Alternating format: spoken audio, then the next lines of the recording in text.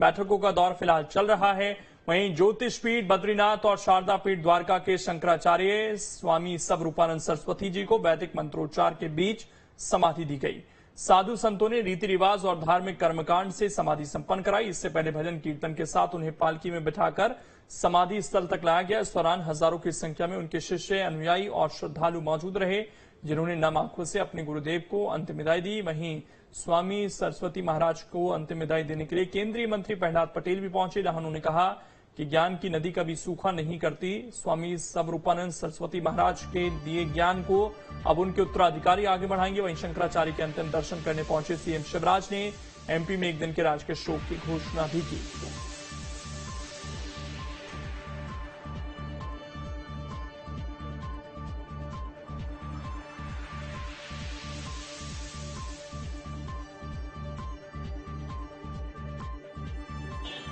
इस पल को दुख का पल तो नहीं कह सकता, क्योंकि महाराज श्री की यात्रा शताब्दी की यात्रा है।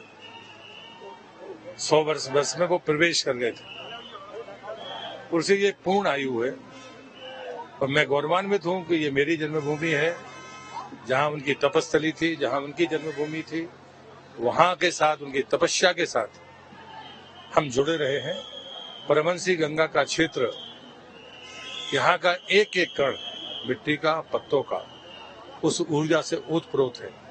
मां भगवती से मैं यही प्रार्थना करूंगा कि उत्तराधिकारियों को ऐसे सामर्थ्य मिले, जो महाराज श्री का कद था, जो उनकी पद की प्रतिष्ठा थी, यश था, वो पुनर्स्थापित हो और हमारी आने वाली पीढ़ियां गौरवान्वित होती रहे।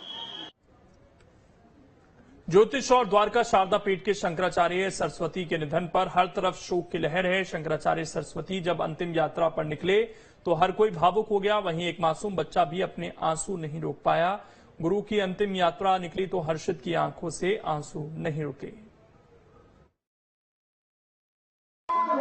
जगत गुरु शंकराचार्य स्वामी स्वरूपानंद सरस्वती महाराज न केवल एक धर्म गुरु थे, बल्कि अभिभावक थे। इस छोटे से बच्चे की ये रोदन ये बताता है कि किस तरीके से वो उनसे स्नेह करता था, कि आज जब उनकी अंतिम विदाई का पल आ गया है तो उसके आंसू थम नहीं रहे हैं। तेज बारिश हो रही है इस समय, और इस तेज बारिश में भी हजारों की तादाद में यहाँ पर उनके भक्त, उनके शिष्य पहुंचे हैं। इस बच्चे की रोने की वजह तो हम सब जानते हैं, लेकिन क्या कहेंगे, कितना स्नेह था इनका।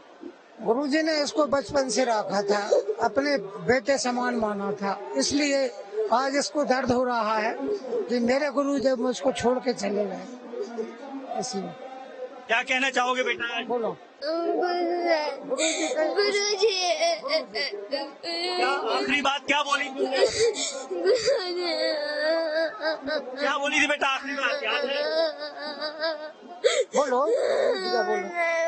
बिल्कुल निश्चित तौर पर ये समय नहीं है बिल्कुल, लेकिन फिर भी इस बच्चे की ये रोने की आप देख सकते हैं कि कितना स्नेह था स्वामी स्वरूपानंद सरस्वती महाराज के प्रति, कि आज अंतिम पलों में उसके आंसू नहीं थम रहे हैं। और यही नजारे, यही नम आंखें यहाँ मौजूद हर एक शख्स की है। Durgesh Kumar, news state, Jabalpur. हिंदू सनातन परंपरा के मुताबिक जब जगत गुरु स्वामी शंकराचार्य